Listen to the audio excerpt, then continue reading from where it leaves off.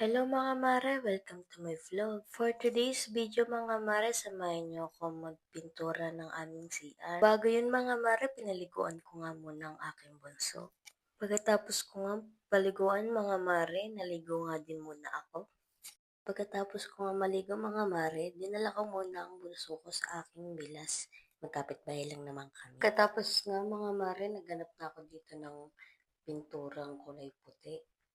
White kasi mga mare ang maganda sa CR para lumiwanag. Puti pala lahat ng pintura kaya naghanap ako ng bukas. Kaso hindi ko nakita na may bukas pala.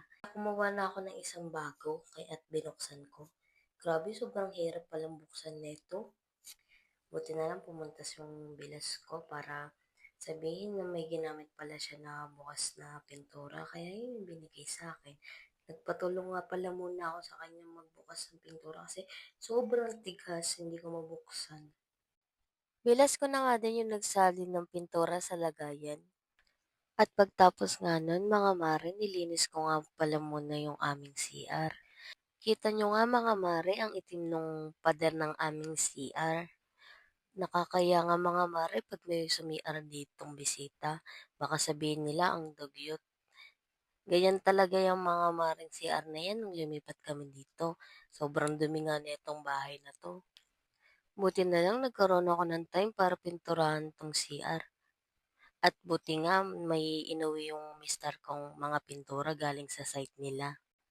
Kontraktor nga pala mga mare yung asawa ko. Kaya pagkatapos nila gawin yung bahay, yung mga materyales na maiiwan na hindi na ginagamit, inuuwi niya na lang dito sa bahay. Sayang din naman mga mare kasi tatapon lang naman yan ng may-ari ng bahay. Kaya eto, ginagamit na lang namin pag kailangan namin, kaysa naman masayang lang mga mare. Nagwalis-walis nga pala muna ako mga mare sa pader namin para mawala ang mga aagiw-agiw at para hindi sagabal sa pintura. Tapos na nga mga mare kaya eto, nagsimula na ako magpintura. Unang lagay ko pa nga lang mga mare ng pintura, nahihirapan na ako kasi hindi nga pala makinis tong pader namin.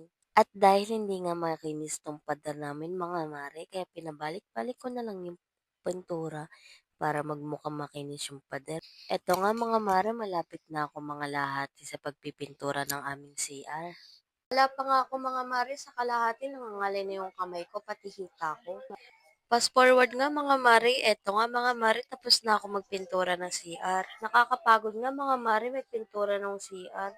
Kaya eto, nilinisin ko muna tong CR para mapakita sa inyo ang before and after. Eto nga mga mare, nakikita nyo naman, sobrang dumi talaga nung CR namin dati. Eto nga mga mare, ang laki talaga ng pinagkaiba ng CR namin dati sa CR namin ngayon.